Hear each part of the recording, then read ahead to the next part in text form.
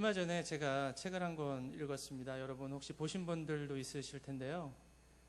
한국교회 미래지도라고 하는 최윤식 목사님이 쓰신 책이 있습니다. 이분은 한국인 최초로 미래학자라고 하는 그런 타이틀을 갖고 계신 분인데요. 그 책을 읽으면서 한국교회의 그 부흥과 또 그런 모든 역사를 살펴볼 수 있었고, 또 앞으로 한국교회가 어떻게 될지에 대해서 이분이 이렇게 설명해 놓은 것을 볼 수 있었습니다. 여기 앉아 계신 대부분은 우리나라의 60년대, 70년대 그리고 80년대를 거치면서 하나님의 놀라운 부흥이 있는 것을 경험하신 분들이라고 생각합니다. 그렇죠? 네, 그런 부흥 가운데 있으셨고 또 그 믿음을 오늘까지 지키셔서 이 자리에 또 하나님을 예배하는 자로 계신 줄 믿습니다.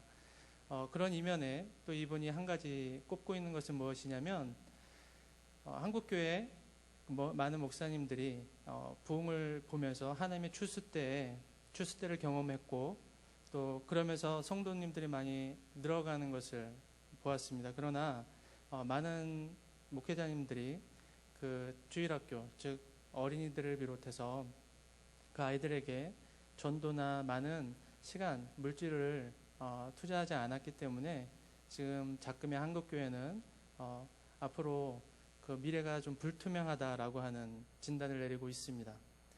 물론 그 내용을 다 동의할 수는 없습니다.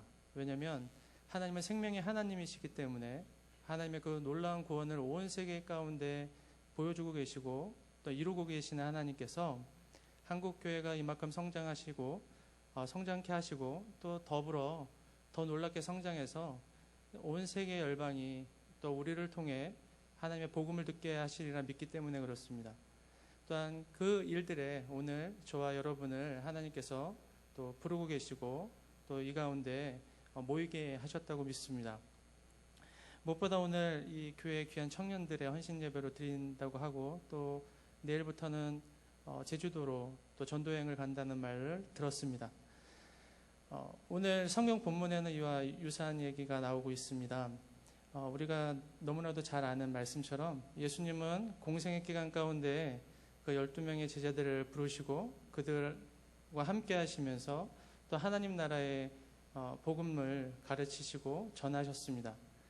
그리고 어느 때가 돼서는 이제는 제자들의 믿음을 더욱더 성숙시키기 위해서 예수님께서 그 제자들을 파송한 내용이 오늘 본문 말씀에 나옵니다. 여러분, 예수님께서 그 보내신 제자들 몇 명씩 짝지어서 보내셨는지 혹시 기억하십니까? 네, 둘씩, 그죠? 듀오라고 하는 이 둘씩이라고 헬라어에서는 얘기하는데요. 2명씩 짝지어 보냈는데 누구를 짝지어 보냈는지는 나와 있지 않습니다. 근데 여러분, 예수님의 12제자들을 살펴보시면 아시겠지만 서로 적대적인 마음이 있는 제자들도 있었어요. 그 대표적인 예가 베드로와 그리고 세리였던 레위 혹은 마태라고 생각이 듭니다. 베드로는 직업이 뭐였는지 기억하십니까? 베드로의 직업은 어부였죠. 베드로는 갈릴리에서 그 호수에서 어업을 통해서 물고기를 잡으면서 그 생계를 꾸려갔던 사람입니다. 근데 베드로가 물고기를 한 마리 잡을 때마다 반드시 만나야 되는 사람이 한 명 있었습니다. 그것은 바로 갈릴리에서 그 물고기당 세금을 받고 있었던 바로 레위, 즉 마태였던 거죠. 마태는 그 직업이 아시는 것처럼 세리였지 않습니까? 그래서 늘 이 베드로는 마태를 만날 때마다 기분이 상했을 겁니다.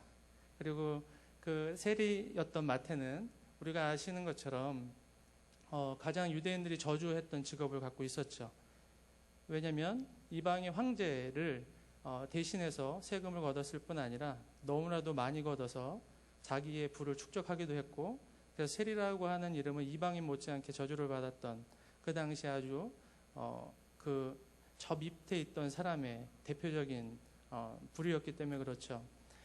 그래서 저는 한번 상상을 해보았습니다. 예수님이 과연 짝을 지어 보낼 때 어떤 제자들과 함께 보냈을까? 여러분 어떠실까요?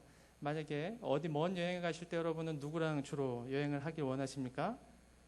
가장 친한 사람이죠. 나랑 마음도 맞고 뭐가 속이나 겉이나 다 맞아야 이게 좀 여행하는 맛도 나죠. 근데 여행을 하신 분들은 아시겠지만 많은 사람이 여행하다 보면 꼭 고춧가루 같은 사람들이 있습니다. 그렇죠? 나랑 맞지가 않아요. 그래서 스트레스도 받고 여행이 그 사람 때문에 단맛을 잃어갑니다. 그런 경우는 너무나도 비일비재한데 특히 전도여행 할 때 주로 많이 일어납니다. 전도여행은 물론 짧게 가기 때문에 그런 일들을 잘 경험할 수 없는 때가 있습니다. 한 일주일 이내로 가면 좋은 것들만 보고 돌아오는 경우가 있습니다. 그러나 일주일 이상, 예를 들어서 1주에서 한 4주가량 어디 먼 데를 전도여행을 간다고 하면 이제는 첫 주는 서로 다 웃는 얼굴로 인사하죠. 뭐 좋은 것만 얘기합니다. 그러다가 한 주가 딱 지나면 이제 나쁜 게 보이기 시작하죠. 그러면 서로 헐뜯기 시작합니다. 얘만 없어도 이 전도여행이 정말 성공적이었을 텐데 쟤는 왜 왔어? 이런 생각까지 심지어 드는 것이 전도여행이기도 합니다. 근데 오늘 본문 말씀에는 그런 내용들은 나오지 않고 있어요. 뭐 제자들이 갔다 와서 대판 싸웠다는 둥 이런 얘기는 없습니다. 예수님께서 명령하신 것 그대로 행하고 돌아온 것을 성경 말씀은 기록하고 있습니다. 저는 이 두 제자 만약에 아까 말씀드린 대로 베드로랑 레위가 같이 짝을 지어서 갔다면 그 전도여행은 결코 쉽지 않았을 거라고 생각합니다. 그 이유는 이 두 명은 올 때까지 붙어 있어야 됐기 때문이죠. 왜냐하면 어느 집에 들어가도 떠날 때까지 유하라고 말씀하셨고요. 또 가서 늘 둘이 팀을 이루어서 짝을 지어서 복음을 전해야 했기 때문에 그렇습니다. 근데도 놀랍게 이 두 부류의 다른 제자들이 자신의 기질 또 과거의 어떤 서로에 대해서 나타나는 그런 쓴뿌리를 떠나서 잘 예수님께서 명령하신 것을 이룬 데에는 이들이 분명히 한 가지 초점을 가지고 있었기 때문이라고 생각합니다. 그것은 바로 예수님의 말씀에 이들이 순종하고자 하는 마음이 있었기 때문이라고 봅니다. 여러분, 우리는 어떤 일을 할 때 때로는 우리의 사심이 들어가는 경우가 많이 있습니다. 전도여행 갈 때 모두가 같은 생각을 갖고 가지는 않습니다. 제주도 한국의 너무 아름다운 곳이죠. 7대 경관, 세계 7대 경관 중에 하나라고도 요즘에 선전하고 있습니다. 그곳에 갔을 때 나는 경치를 단순히 즐길 거야. 나는 새로운 곳에 한번 여행도 해보고 모처럼 말에 청년들이 함께 왔으니까 기분도 한번 내보자라고 하는 생각을 할 수도 있을 겁니다. 그런데 우리는 그 안에 하나님이 우리를 부르셨다고 하는 것을 결코 잊지 말아야 합니다. 그것은 비단 전도여행을 가는 분들뿐만 아니라 하나님께서 우리를 어떤 이 제천시 가운데 각양각색의 모습으로 부르셨습니다. 그리고 우리가 예수님을 구주로 믿는 사람들이라고 한다면 우리는 모두 하나님의 제자, 예수님의 제자입니다. 그렇다면 오늘 예수님은 단순히 그 일생의 한 부분을 제자들의 삶을 훈련시키기 위해서 파송하셨던 오늘의 본문 말씀처럼 일회적인 사건이 아니라 오늘 나에게 있어서는 이 하나님은 오늘 나의 삶 가운데 매일매일의 삶 가운데 이런 모습으로 살아가라고 우리를 격려하시고 또 이 오늘 말씀을 통해서 우리를 도전하고 계시다고 믿습니다. 오늘 본문 말씀을 제가 한번 다시 보도록 하겠습니다. 명하시되 8절 말씀에 보면 여행을 위하여 지팡이 외에는 양식이나 배낭이나 전대의 돈이나 아무것도 가지지 말며라고 말씀합니다. 신만 신고 두보롭도 잊지 말라 하시고, 예수님께서 제자들에게 그 여행을 위한 준비에 대해서 말씀합니다. 제가 이스라엘에서 선교사로 있을 때 많은 팀들이 전도여행을 왔었습니다. 그리고 이 팀들은 당연히 대부분 4주 이상을 한 달 정도를 이스라엘에서 전도여행을 다니기 때문에 많은 준비들을 해옵니다.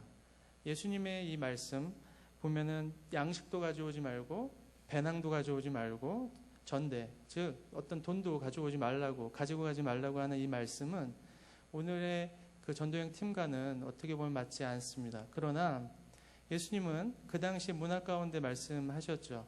중동 전체는요 환대하는 문화를 갖고 있습니다. 그것이 유대인이든 지금 현재 아랍이든 아랍 사람이든 상관없이 외부에 누군가 모르는 손님이 오면 당연히 문화적으로 그 손님을 위한 모든 필요에 대해서 그 주인은 도와줘야 됐고, 그것이 음식이든 또 어떤 재정적인 부분이든 채워줘야 했던 것이 그 당시의 문화였습니다.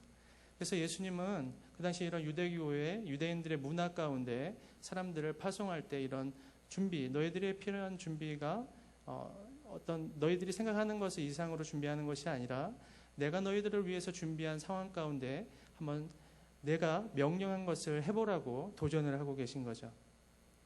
근데 지금 오는 이스라엘 제가 받았던 팀들 중에는 많은 준비를 해왔는데요. 그 중에 대표적인 제가 처음이자 마지막으로 받았던 팀이 있었어요. 왜 마지막이냐면 그런 팀이 다시는 없었기 때문에 그렇습니다. 제가 이 팀을 마주하러 갔는데 이 팀은 전도행 팀 같지 않았습니다. 여러분 전도여행 가면은 여러분 어떻게 가십니까? 네, 그렇게 가죠. 네, 잘 준비하고 갈 텐데요. 이 팀을 딱 본 순간 전도행 팀 같지가 않더라고요. 물론 이집트에서 2주 있다고 와서 그런지 몰라도 행색이 너무 초췌한 겁니다. 그리고 한 청년이 있었는데 머리가 너무 긴 거예요. 그래서 자매인 줄 알았어요. 보니까 형제인 거예요. 그래서 누가 형제인지 자매인지 분간도 안 가는 이 팀. 게다가 이 팀이 국경에서 만나는데 무엇을 해야 될지 몰라서 우왕좌왕하고 있더라고요. 그래서 제 안에 드는 생각은 이 팀을 데리고 무슨 전도여행을 하겠나 싶은 마음이 들었습니다. 그때 마침 저는 이스라엘에 간지 사역을 시작한 지 한 2년에서 3년 지나고 있는 상황이었는데 재정적으로 아주 어려운 상황에 맞닥뜨려 있었습니다. 그래서 그것 때문에 저는 심지어 떠나기로 결정을 했던 시간이기도 했었습니다. 근데 하나님께서 이 단기 전도여행 팀을 저에게 보내주시면서 다시 한번 사역을 재점검하는 시간으로 삼게 하셨는데요. 이 팀을 받으면서 제 안에 드는 두 가지 생각이 있었습니다. 하나는 그래 마지막으로 내가 이 너무 어려운 가운데 있으니까 하나님께서 이제 좀 사역 정리하고 떠나라고 그 짐꾼들을 보내주시나 보다 하고 기뻐했었습니다. 그리고 그 마지막 사역을 이 짐꾼들과 함께 화려하게 끝나고 이제 한국으로 철수하자. 이 두 가지의 마음이 있었던 거죠. 근데 놀랍게도 하나님께서는 그 다음 날부터 이 팀하고 같이 이제 사역을 바로 시작을 하게 하셨는데요. 저는 아랍 모슬렘들을 대상으로 사역을 전도를 했었습니다. 이 아랍 모슬렘들은 여러분 아시는 것처럼 이제 하나님 알라를 믿고 있습니다. 그러나 예수님을 믿지 않습니다. 예수님이 하나님의 아들이심을 부인하고 있죠. 이 사람들에게 예수님이 하나님의 아들이심을 선포해야 되고 또 이들로 하여금 믿게 해야 됩니다. 근데 이 팀하고 그것을 하기에는 제 인간적인 생각으로는 너무나도 역부족이라고 생각을 했죠. 근데 첫날부터 이상한 일이 벌어지기 시작했습니다. 우리가 한 집에 들어갔어요. 들어가서 우리가 먼저 한 것은 예배를 드리는 일이었습니다. 근데 이 친구들이 2주를 이집트에서 있다 오다 보니까 이집트에서 아랍어를 배워서 아랍어 찬양을 한 10곡 이상을 외워온 겁니다. 그래서 찬양을 하는데 한국말로 찬양한 것도 아니고 영어로 찬양한 것도 아니고 현지인들이 알아들을 수 있는 아랍어로 찬양을 하게 되었습니다. 그 찬양을 통해서 오히려 제가 감동이 있었습니다.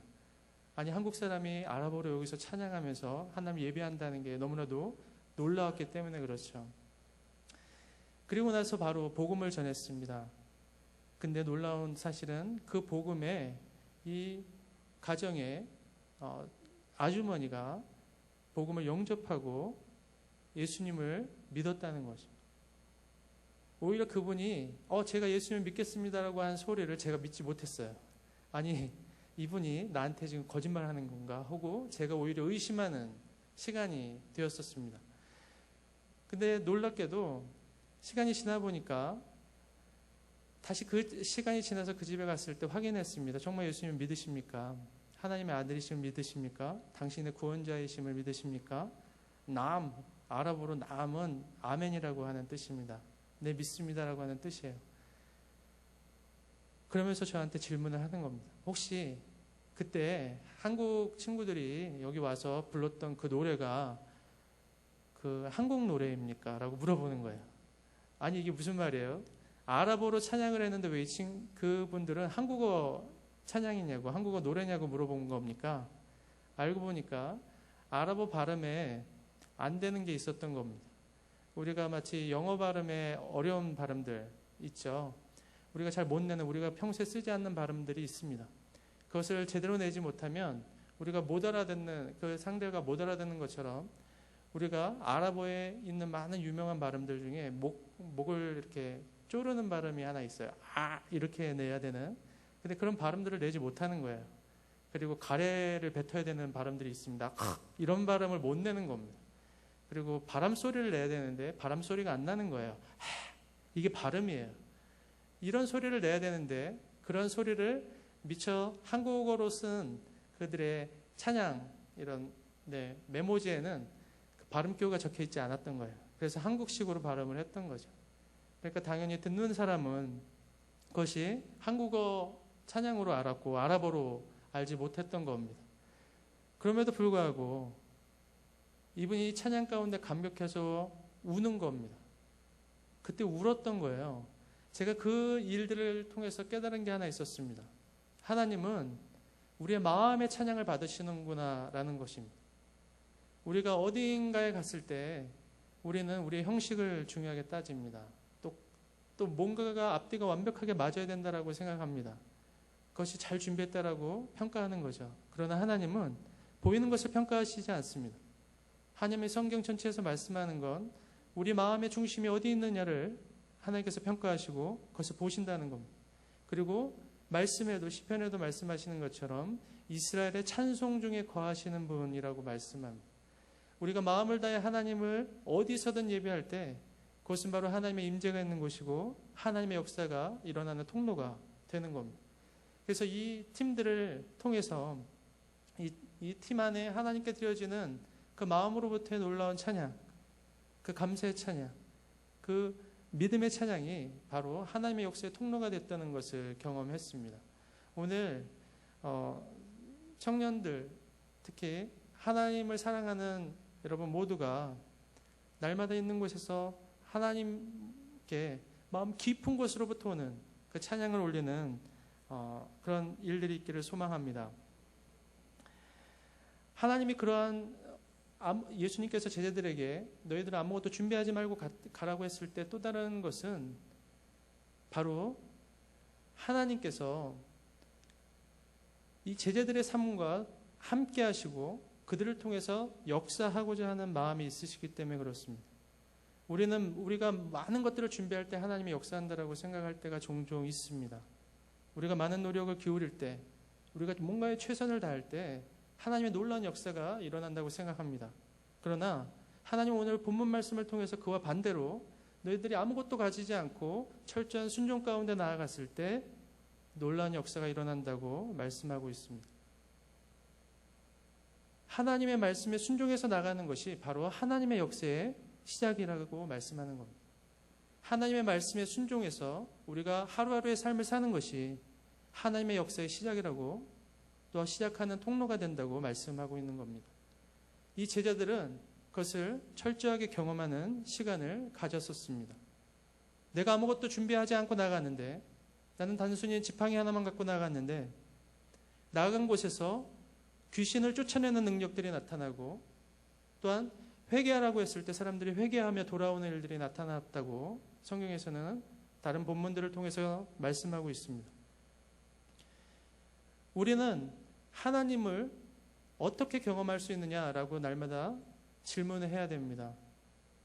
그때 하나님께서 우리에게 오늘과 같이 본문 말씀을 통해서 말씀하실 겁니다. 바로 하나님의 음성에 순종하며 나아가는 것, 그것이 바로 하나님을 경험하는 일이고 또 하나님의 역사의 통로가 되는 것이라고 말씀하십니다. 또한 오늘 말씀에 보면 12절에 제자들이 나가서 회개하라 전파하고 많은 귀신을 쫓아내며 많은 병자에게 기름을 발라 고치더라 라는 말씀이 나옵니다. 제자들이 나아가서 했던 일들 중에 가장 대표적인 일은 회개하라고 외치는 것이었습니다. 여러분, 이 회개하라고 외치는 일은 누가 주로 했던 사역이었죠? 예수님의 공생애 전에 바로 세례 요한이 광야에서 했던 일입니다. 그리고 예수님께서 사역을 다시 시작하셨을 때도 예수님의 첫 사역은 먼저 회개하라고 선포하시고 또한 복음을 믿으라고 말씀하신 것이었습니다. 그리고 제자들에게도 동일하게 그 말씀을 하셨던 겁니다. 그래서 오늘 제자들은 나아갔을 때 가장 먼저 사람들에게 했던 일, 말하고 선포했던 일은요. 어떤 선포? 회개하라고 하는 선포였습니다. 여러분, 회개는 우리가 너무나도 잘 알고 있습니다. 회개가 무엇입니까? 나의 모든 죄를 고백하는 거죠. 근데 히브리적인, 그 유대적인 그 회개하라고 하는 원어의 뜻은요, 돌아온다라고 하는 뜻이죠. 그걸 슈브라고 이야기합니다. 다시 돌아오는 겁니다. 인생들이 각기 제 길을 자기의 생각과 자기의 뜻을 따라서 살아갔던 모든 길들, 하나님으로부터 멀어졌던 모든 길들 가운데 다시 그 길을 따라서 돌아오라고 말씀하는 겁니다. 너희가 처음에 하나님으로부터 멀어졌던 그곳, 그 원점으로 다시 돌아오라고 외치는 것이 바로 회개였습니다. 왜 그랬을까요? 우리는 여기에 이런 생각을 하게 됩니다. 아, 죄를 회개하라고 해야지. 하나님 앞에 잘못한 걸 먼저 회개하고 돌아오는 거지. 네, 그것도 맞습니다. 그러나 성경에서는 하나님께 돌아오면 나의 죄가 무엇인지 자연스럽게 깨달을 수 있습니다. 깨닫게 하십니다. 성령께서 그것을 우리 안에 알게 하시기 때문에 그렇죠. 또한 하나님의 그 성품 때문에, 하나님의 거룩하심 때문에 우리가 하나님 앞에 다시 돌아가면 당연히 우리의 죄는 내가 깨닫고 싶지 않아도 막 마음 안에서 성령의 가르치시고 지시하심을 따라서 회개하는 역사가 일어나게 되어 있는 겁니다. 그래서 제자들이 했던 것은 다시 하나님께 돌아오십시오. 회개하십시오. 그 일들을 많은 마을마다 다니면서 선포하고 사람들 가운데 회개를 요청했던 겁니다. 오늘 저와 여러분은 어떻습니까? 우리가 하나님 옆에 서 있습니까? 하나님과 동행하는 삶을 살고 계십니까? 또한 그것이 전도여행지든, 또한 그것이 나의 가정이든 직장이든 그 어느 곳이든 상관없이 하나님과 함께하고 하나님의 길을 따라서 살아가는 삶을 살고 계십니까? 만약 그렇지 않다면 우리가 한 가지 해야 될 일은 바로 회개하는 것입니다. 바로 하나님께로 돌아오는 것입니다. 나의 모든 생각을 내려놓고 내가 이전 했던 모든 계획들도 내려놓고 다시금 하나님 앞에 나오는 것입니다. 그래서 하나님으로부터 다시 시작하는 겁니다.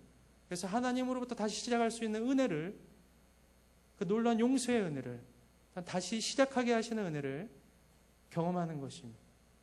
이 제자들이 선포한 그 내용을 따라서 많은 사람들이 하나님께로 다시 돌아왔어요. 그리고 그 일들은 제자들에게 너무나도 큰 도전이 됐습니다. 제가 가서 보니까 정말 예수님께서 말씀하신 대로 행하니까 많은 사람들이 돌아옵니다. 제가 그냥 기름을 발라서 안수했는데 고쳐지는 일들이 벌어졌습니다. 귀신 들린 사람에게 내가 가서 축사했더니 귀신이 떠나갔습니다. 할렐루야. 이 일들이 제자들의 삶을 통해서 벌어지고 이루어진 것들을 경험합니다. 오늘 저와 여러분은 하나님을 이렇게 경험하는 삶을 날마다 사셔야 된다고 생각합니다. 이것은 저 멀리 간 전도행 팀에게만 일어나서는 안 됩니다. 제가 오늘 이 교회 본당의 계단에 올라오면서 많은 문구들이 써 있는 거, 전도하면 된다, 할 수 있다. 계속 전도에 대한 문구들이 계단 사이사이마다 적혀 있는 것을 보았습니다. 맞습니다. 전도는 우리가 늘 날마다의 삶 가운데 행해야 되는, 마땅히 행할 바입니다. 예수님께서 12제자를 보내셨던 것도 전도의 일을 하기 위함이셨습니다. 또 오늘 청년들이 헌신해서 자기의 시간과 물질을 들여서 제주도에 가는 일들도 큰 의미에서 보면 바로 하나님의 나라를 선포하고 전하는 일들을 위해서 하나님께서 그 땅에 보내신다라고 믿습니다. 또한 전도행을 가지시지 않고 함께 전도행을 간 청년들을 위해서 기도하시는 여러분들 역시 그 있는 자리에서 동일한 부르심을 하나님께서 부르고 계시다는 것을 믿으시길 바랍니다. 하나님은 하나님의 부르심과 하나님의 명령을 따라서 사는 삶 가운데 날마다 하나님이 누구신지 경험하게 하십니다. 직접 만나주시는 겁니다. 그러면서 내가 했던 그 기도를 저 청년의 삶을 통해서 이루시고 행하시는 분이 바로 하나님이십니다. 또한 그것이 바로 하나님을 경험하는 하나의 통로가 되는 것입니다. 이렇게 하나님은 우리의 삶 가운데 날마다 열매 주시기를 기뻐하십니다. 우리에게 하나님께서 열매를 주시지 않는다면 우리의 삶은 너무나도 피폐할 것입니다. 그러나 감사하게도 하나님은 날마다 우리 삶 가운데 열매를 주십니다. 때로 이 열매의 부작용이 혹시 뭔지 생각해 보셨습니까? 열매는요, 때로 우리가 만들려고 할 때 부작용이 생깁니다. 마치 남녀가 결혼했을 때 하나님 안에서 자연스럽게 하나님께서 선물로 혹시 주시면 자녀들을 갖게 되죠. 이 자녀는 바로 하나님의 선물인 것처럼 우리가 새로운 생명의 열매를 맺히게 하는 것은 우리가 하나님의 말씀에 순종해서 나아가려고 할 때 하나님으로부터 오는 것입니다. 여기에는 저의 노력, 우리의 노력이 가미되지 않습니다. 이것이 신비입니다. 이것이 하나님의 역사입니다. 우리는 어떤 일들을 행할 때 이 일의 열매를 반드시 기대하는 마음들이 은연중에 생깁니다. 그렇죠? 내가 여기 이만큼의 재정을 들였는데, 내가 이만큼의 노력을 들였는데, 내가 이만큼의 수고를 했는데 당연히 나에게 그에 상응하는 보답으로 열매가 와야지. 마치 농부가 나가서 밭에 씨를 뿌리고 또 과수원을 하던 어떤 과실을 하던 그 수고한 것에 대한 대가를 받기 원하는 것이 마음일 것입니다. 그러나 그것은 농부가 수고한 대로 거둬지지는 않는 때가 많이 있습니다. 또 농부가 많이 수고하지 않더라도 걷는 때가 또한 있습니다. 그러나 성경에서는 그 모든 것을 떠나서 모든 열매는 하나님께서 직접 주신다라고 말씀합니다. 성경의 비유의 말씀 중에 한 알의 밀알이 땅에 떨어져 죽으면 많은 열매를 맺는다라는 말씀이 있습니다. 그리고 예수님께서 제자들을 통해서 비유의 말씀을 가르쳐 주실 때 씨 뿌리는 자의 비유를 우리는 많이 들었습니다. 예수님께서 그 비유의 말씀을 행하실 때 어느 농부가 나가서 씨를 뿌릴새 더러운 옥토에 떨어져서 30배, 60배, 100배 열매를 맺는다고 말합니다. 여러분, 이때 저는 농부의 마음을 생각했습니다. 농부의 마음은요, 옥토에 씨를 뿌리는 겁니다. 농부는 절대로 길가나 돌짝밭이나 가시덤불에 씨를 뿌리기 원치 않습니다. 그건 본의 아니게 떨어지는 거죠. 그러나 놀랍게도 이 뿌려진 하나님의 말씀, 우리의 삶을 통해 하나님의 말씀이 심겨졌을 때 그 하나님의 말씀이 시간이 지나면 30배, 60배, 100배 열매를 맺는다라고 말씀하고 있습니다. 여러분, 왜 30배, 60배, 100배입니까? 그냥 100배로 늘 얘기하시면 되죠. 그렇지 않나요? 그냥 뿌려지면 다 100배 열매를 맺습니다. 이렇게 하면 속이 시원할 텐데 늘 30배, 60배, 100배로 말씀하셔서 우리를 헷갈리게 합니다. 어떤 사람은 노력을 많이 한 농부는 100배를 받고 그렇지 않은 농부는 30배를 받는 거 아니야? 이렇게 의구심을 갖게 할 수도 있습니다. 그러나 이스라엘에 있다 보니까요, 제가 그 농부들이 씨 뿌리는 것을 알게 됐습니다. 여러분, 하늘의 밀알이 땅에 떨어지면요, 한 줄기가 올라옵니다. 그러면 2000년 전에 한 줄기가 평균 30알의 열매를 맺혔다라고 얘기합니다. 그런데 이상한 일이 벌어집니다. 바로 하나님께서 풍년을 허락하시는 때가 있는 겁니다. 그때 한 알의 밀알이 떨어지는데도 2개의 줄기가 올라온다고 합니다. 그러니까 60배의 열매가 맺히는 겁니다. 근데 더 놀라운 사실은 하나님이 풍년 중에 아주 대풍을 허락하시는데 이때는 한 알의 밀알이 떨어져 심겨졌는데도 불구하고 3개의 줄기가 올라와서 100배 열매를 맺히더라는 겁니다. 이것은 사람이 조절할 수 있는 열매가 아닙니다. 사람이 낼 수 있는 열매도 아닙니다. 우리가 하나님의 말씀에 순종해서 삶을 살아갈 때, 또 우리가 하나님의 말씀을 우리의 입술을 통해 선포할 때 하나님의 생명의 말씀이 그 심겨진 영혼 안에, 심겨진 곳 안에, 심겨진 장소 안에서 하나님의 뜻을 따라서 하나님의 뜻 열매를 맺는다라고 우리에게 말씀해 주시는 겁니다. 오늘 저와 여러분은 날마다 하나님의 말씀 앞에 서며 순종하기를 소망합니다. 그리고 우리의 그 순종함을 통해서 하나님께서 놀랍게 우리의 삶을 통해 30배, 60배, 100배 열매를 맺기를 소망합니다.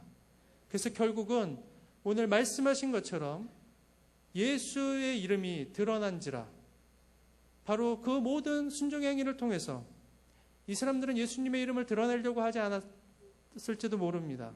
그냥 시키는 대로 했을지도 몰라요. 제자들은 그냥 마냥 순종했을지 모릅니다. 그러나 순종해 보니까 예수님의 이름이 드러나더라는 겁니다. 내가 예수님의 이름을 드러내려고 하는 그 마음, 예수님의 그 말씀에 순종하고자 하는 그 마음을 따라서 하나님께서 가장 존귀한 이름을 우리가 순종한 그곳에서 드러내시고 하나님만이 찬송을 받게 하시더라는 겁니다. 오늘 저와 여러분 하나님께서 그러한 삶으로 부르고 계십니다. 바로 예수의 이름이 드러나게 하는 삶, 그것이 바로 가장 귀한 우리의 헌신의 삶이라고 믿습니다. 또한 오늘 청년들이 이 젊을 때 해야 되는 가장 중요한 것도 나의 이름을 드러내는 삶이 아니라, 나의 명예를 드러내는 삶이 아니라 바로 하나님의 이름, 예수 그리스도의 그 가장 귀한 이름이 드러내는 삶을 살겠다라고 마음속에 굳건히 믿고 나아갈 때 하나님께서 반드시 그 일을 이루실 것입니다. 정신과 의사로 계시는 이시영 박사님의 책 중에 이런 내용이 있습니다. 우리 두뇌는 하나의 목표를 설정하고 정할 때 우리 온몸이 그 두뇌의 결정에 따라서 따라가고 행동하게 된다고 이야기합니다. 이것은 무슨 말씀입니까? 오늘 내가 헌신이라고 하는 그 의미는 어떻게 보면 너무나도 어렵습니다. 무엇이 헌신입니까? 나의 모든 것을 팔아서 하나님께 드리는 겁니까? 나의 생명을 다해 하나님 앞에 드리겠다고 고백하는 것입니까? 우리가 오늘 하나님 앞에 드려야 되는 헌신은 우리 마음속으로부터, 우리 생각으로부터 하나님의 이름을 드러나게 하는 삶을 살아야겠다라고 하는 결심일 것입니다. 나의 평생에 예수 그리스도의 이름이 드러나겠다, 드러나는 삶을 살겠다라고 하는 그 결심일 것입니다. 그 결심을 통해서 우리의 모든 몸이 바로 하나님의 영광을 위한 삶, 존귀하신 이름 예수를 드러내는 삶으로 살아갈 수 있기를 소망합니다.